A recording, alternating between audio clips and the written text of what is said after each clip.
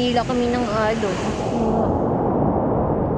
Nagpunta kami sa Dingalan, Aurora nitong January 7, 2025 para mag-relax at mag-swimming sana sa dagat. Hindi namin alam, grabe pala mga pinsala ng bagyong Pipito. Yung mga kalsada, mga puno, mga poste, pati mga bubong, grabe. Sa Sand and Stars nga pala kami nagstay.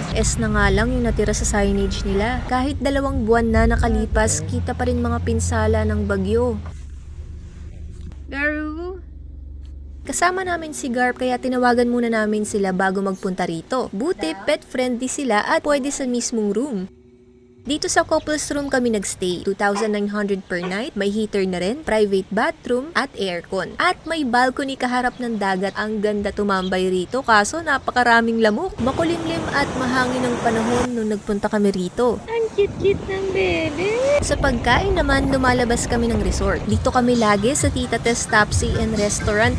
Masarap mga luto nila. Dito kami nag-agahan, tanghalian, at hapunan. Open sila till 8 PM. May palibreng sabaw pa. Kailangan mo nga lang